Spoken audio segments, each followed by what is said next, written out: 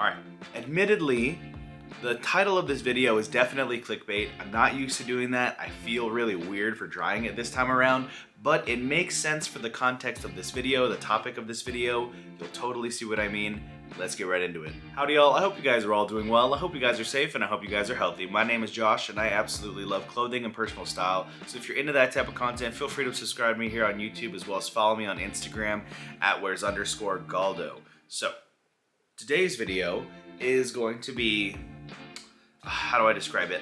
It's going to be one that is a little bit different for me because this video came about because I really wanted to basically copy what this other YouTuber did. I thought that that idea posed a really great question to talk about, and the video that I'm talking about that I watched was going to be from a creator formerly known as James Clow.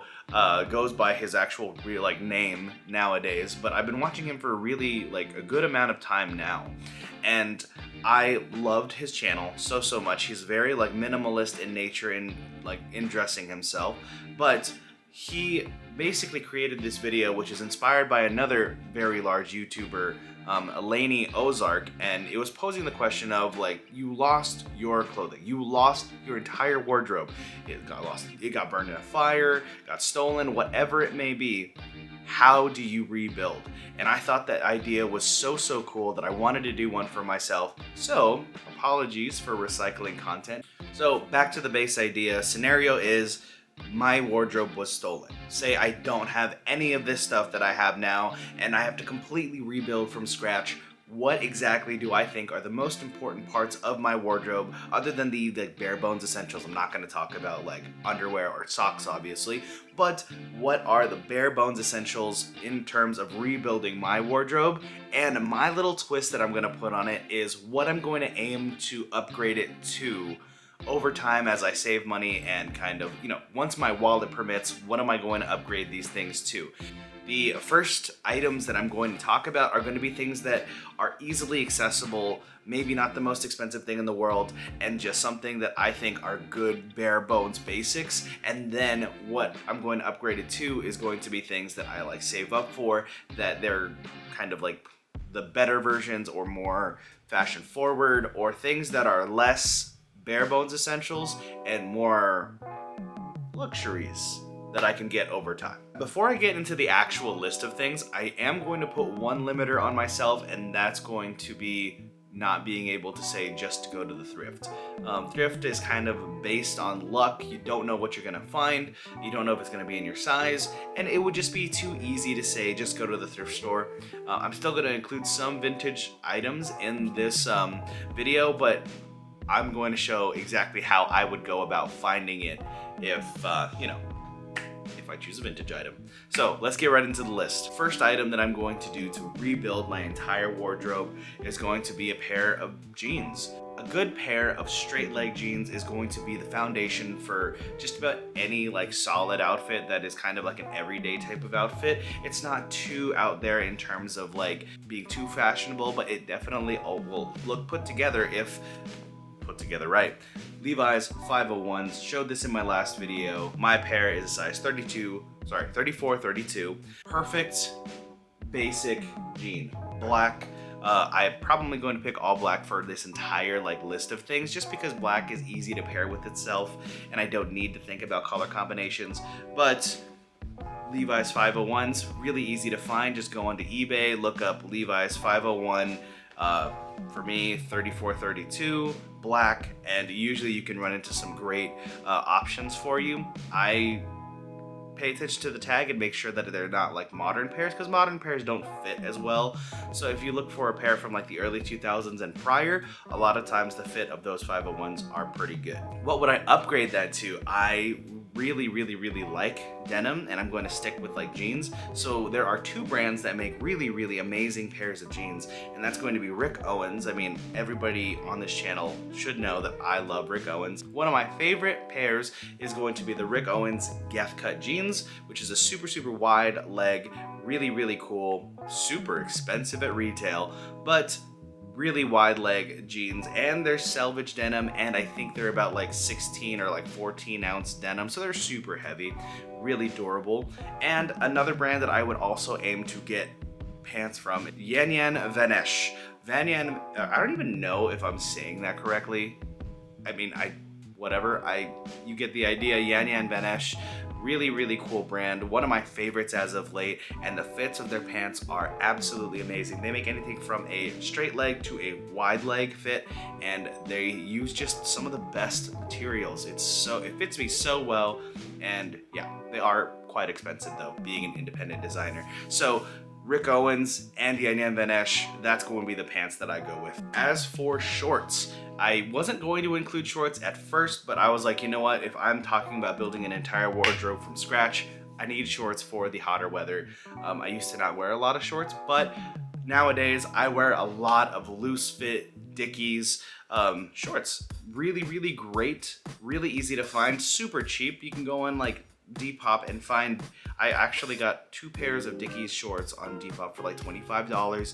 So really, really cheap, not hard to find no matter where you're at, and they last forever. So Dickies loose fit shorts. I also really like longer length shorts that go past my knee nowadays, but I wear that all the time in black. And what I'm going to upgrade that to later on down the line, once my wallet permits, is going to be a pair of Rick Owens cargo pod shorts in black denim.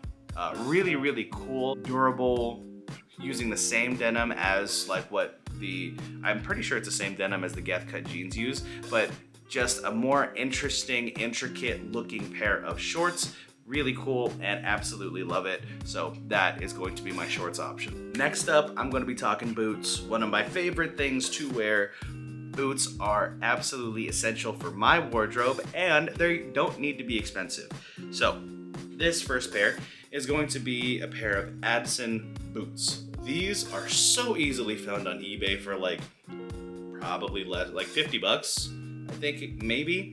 But I find these all the time at the thrift stores, but if you need to find them in a pinch, they are online on Depop and on eBay. They are super, super durable, like old, vintage, military combat boots. Really, really cool. And if not those, this is a Corcoran military jump boot. So a paratrooper boot. They are super high. The leather is very, very robust and will last a while. As you can see, the sole here is pretty nice. I got these for $35 on Depop. So I would probably go for looking for another pair of these. Disclaimer, you're probably not gonna find one for as cheap as $35. I don't really know, but you know, browse eBay and Depop, you'll be able to find them. So to upgrade my boots specifically, there are 2 directions that I would wanna go.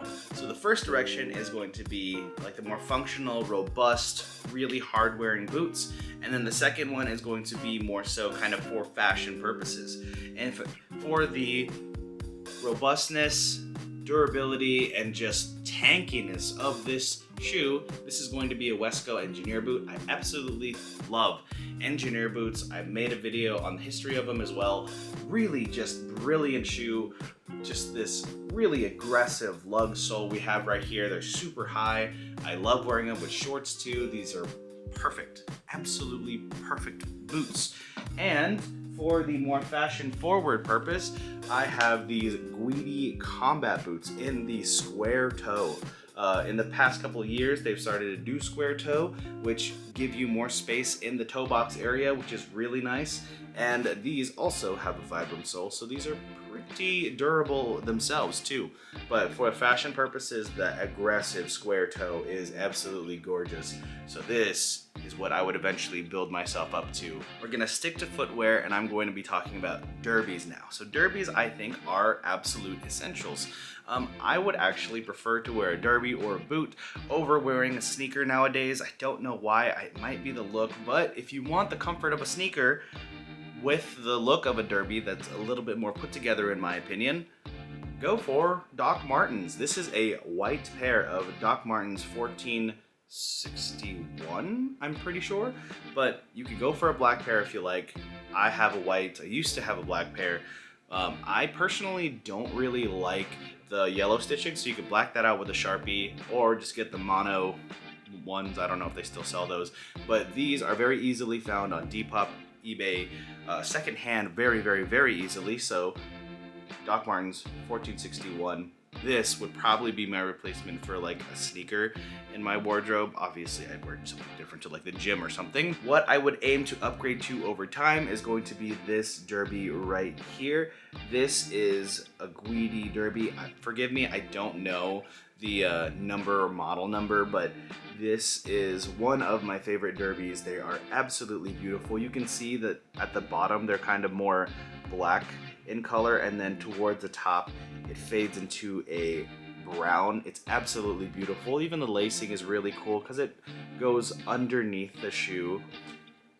Really a nice kind of like bulbous toe, so it doesn't look too like formal. I have a Vibram sole put on the bottom here so they don't slip around. I mean, I know a lot of leather shoes will just kind of slip around a lot, but I love these. Expensive, but I love them. Next up is going to be talking about t-shirts. This is kind of the area that I spend the least amount of money on. I think that a good basic cheap t-shirt, and I'd probably pick just the black t-shirt, would be just going to Uniqlo and just getting just a regular black Airism tee, or just a regular, even their regular cotton t-shirts, and like a cotton long sleeve t-shirt, and that's kind of all I would really need. I also do wear the Banana Republic Pima cotton tees because they're super comfortable. The route that you could go for t-shirts is going to be buying vintage tees, and I'm not going to really suggest that as of right now to rebuild a wardrobe, because if I'm in a pinch, I'm not going to look for the specific graphic that I want. I just want a t-shirt, and you can upgrade to like one of the really nice like loop wheel cotton t-shirts that is so popular right now, like the shirt that Jeremy Allen White is wearing on the Bear. But I don't really think that's all that necessary. I like my very simplified t-shirts. You could go the vintage tee route, but that's completely up to like the taste of the individual buying. I wouldn't go with vintage t-shirts if I had to rebuild. I know I have a lot of them, but I probably wouldn't go for them. I'd probably just buy them if I just stumbled across them. They're not a need for me. All right, then moving on to light jackets. Light jackets I think are super important, especially from where I live in Las Vegas. It doesn't get too cold for most of the year, so light jackets are gonna be kind of the best that we can do in terms of wearing outerwear for a good majority of the year. I would go for a Levi's Type 2 or a Type 1. This is an example of one that I've had for many years now. It has embroidery from my brother. This is a selvage one. I know as of late, Levi's has been doing Type 1s and Type 2s, and they have them readily available at their stores and online that are no more than maybe $120, $140, something like that. Now those are just regular like cotton, not salvage at all, which is totally fine. The look is still there and the fit is actually pretty solid. It's definitely updated to a more modern fit, and I really love this shape of Type 1 or Type 2.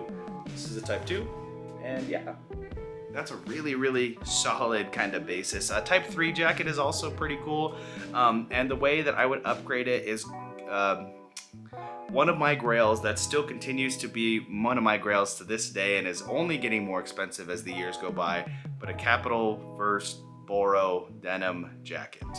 Super long name, but that jacket eludes me. Like, I've only been able to see like jackets go for like $2,000 to maybe more, $2,000, which is crazy. I don't want to spend $2,000 on a denim jacket, but it is probably one of the most intricate and beautiful denim jackets that exist. As an alternative to the Boro denim jacket from Capital, there is also the Proletto Riart versions of like Boro jackets. I mean, that individual used to actually work for Capital, but now does his like own brand and makes Boro jackets. Those are also extremely expensive, and would love one of those one day too. So, you know, add that to the grail list. All right, lighting looks a little bit different. Sorry, camera died. But so heavy jackets, what would I go to in a pinch? So I would probably go and make my way to a military surplus store and grab a bomber jacket. Alpha Industries jackets are plentiful and abundant. They're not the cheapest jackets that you can get, but they definitely do a really good job of keeping you warm if you layer them. So a jacket just like this one, an Alpha Industries bomber jacket, is gonna be kind of the first choice that I would want to go to. Potentially something like this, which is going to be a kind of modern military woodland camo parka. I really love camouflage, and this would also be another really good like heavy outerwear piece, because this is wonderful for layering, offers a protective layer. This isn't waterproof, but it definitely is water resistant. And yeah, vintage military surplus stores are great places to get outerwear for a pretty decent price. If I wanted to upgrade all the way, I would probably go, I don't know, there's two different directions that I could go for it. One is this direction. I'm not gonna fully show what this is. I would go with acronym. This is a jacket for another day, but I would go with acronym as my kind of like what I would aim to go to later on down the line. I'm really excited to show this to you guys actually, so stay tuned for that sometime in the future. But for the fashion forward side of things, I would probably go with the Yan Vanish coat, because I really like big long coats, and the Yan Vanish one looks absolutely gorgeous. Pricey, but something that I would like save up and work up towards. But that was kind of my picks for rebuilding my wardrobe if it were to be stolen. So apologies for the clickbait, but this was a super fun video to make. I hope you guys enjoyed it. Thank you guys so much for your time, and I'll catch you guys in the next video. Later.